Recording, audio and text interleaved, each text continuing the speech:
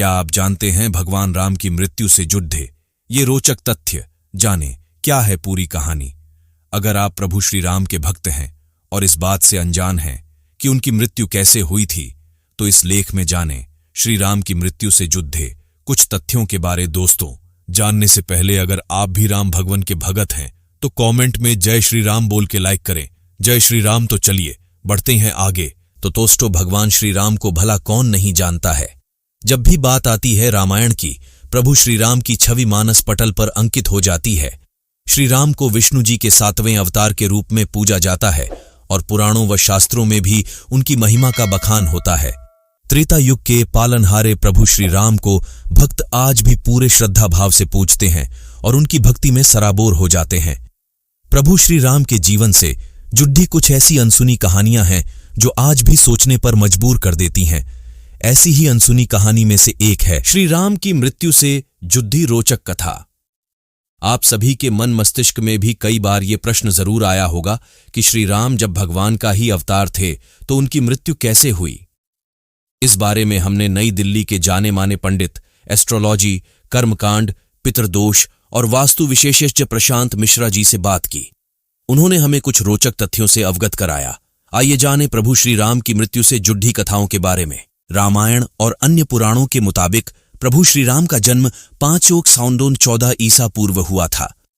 प्रभु श्री राम अयोध्या के राजा दशरथ के बद्धे बेटे थे। उन्हें भगवान विष्णु का अवतार कहा जाता है।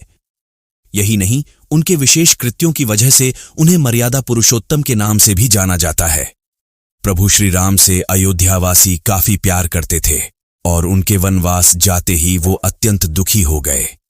प्रभु श्री राम की मृत्यु से जुड़ी कई कथाएं प्रचलित हैं। एक कथा के अनुसार सीता ने अपने दोनों बच्चों लव और कुश को प्रभु श्री राम को सौंपा और धरती माता के साथ जमीन में समा गईं।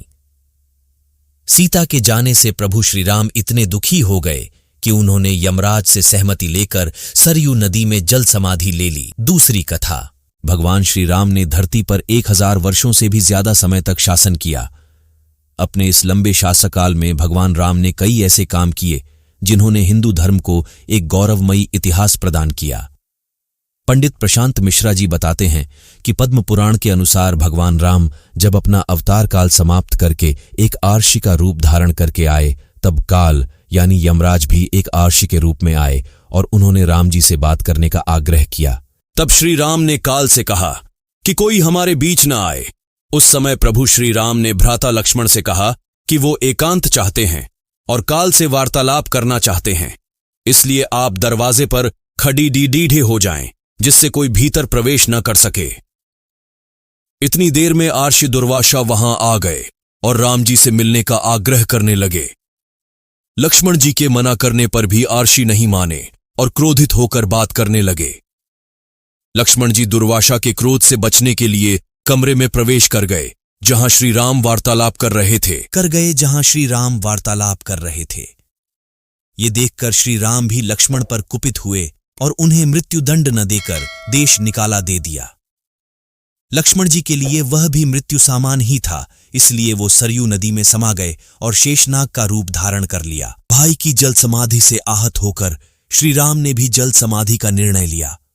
वो सरयू नदी के अंदर गए और भगवान विष्णु का अवतार ले लिया। इस तरह श्री राम ने मानव शरीर त्याग दिया और बैकुंठ धाम चले गए। वास्तव में ये कथा भगवान श्री राम के जीवन से जुड़ी सबसे रोचक कथाओं में से एक है और ये प्रभु श्री राम के मनुष्य रूप को त्याग कर वापस विष्णु रूप में आने के बारे में बताती है। तो दोस्तों, कैसी लगी वीडियो हमें कमेंट में जरूर बताइए। धन्यवाद।